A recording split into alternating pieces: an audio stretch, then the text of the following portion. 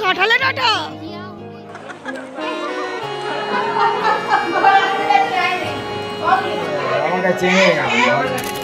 তো আজ ছিল আমার 7 নম্বর দিদির বিয়ে।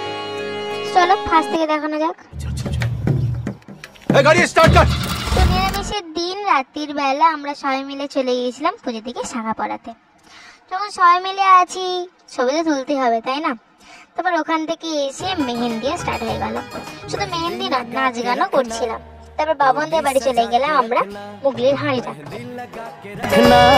डोली सजा के रखना लेने तुझे ओ गोरी आएंगे तेरे सजना। সকালে হয়ে যেতে শুরু হয়ে গেল পুজোদের গায়ে হলুদ। তো আবার আমরা ব্রাহ্মণদের বাড়ি চলে গেলাম ঠাকুরকে প্রণাম করতে। তো তারপর ওখান থেকে এসে ফটোশুট হয়ে গেল, তাছাড়া তো নাচ ছিল। তারপর নাচ গান আর গায়ে হলুদ শেষ হতে আমরা গান গাইতে গাইতে চলে গেলাম গঙ্গা।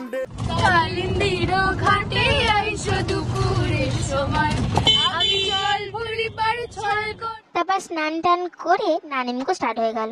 এবারে তো আসবে মেন মজা, তাই না? তো দাদাও চলে এলো, মানে আমাদের নিউ জামাই বাবু।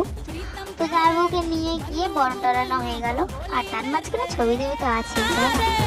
তো এবারে জামাইবাবুরা বাহুবলী হয়ে দাদার কাছে নিয়ে চলে গেল দিদিকে। তো চলো।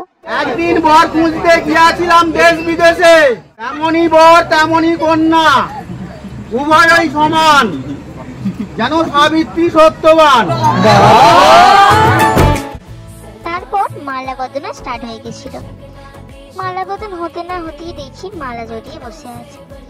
তারপর একের পর এক নিয়ম স্টার্ট হয়ে গেল। তো এবার থেকে পূজা দিবি না, মানে আর কি রিনার মালি নেই, হাজরা হয়ে গেল। তো তারপর ঘর ধরা হয়েছিল, কিন্তু ভিডিও আমার কাছে নেই। যাই হোক, আমরা সব খেতে চলে গেলাম। রিঙ্কিদির বিয়ের মতনই খেলো, আমি দেখলামও, কিন্তু আমায় দিল না। তারপরে ওদের ফটোশুট আরম্ভ হয়ে গেল। তো চলো বাই বাই, নেক্সট ভিডিওতে আবার দেখা হচ্ছে।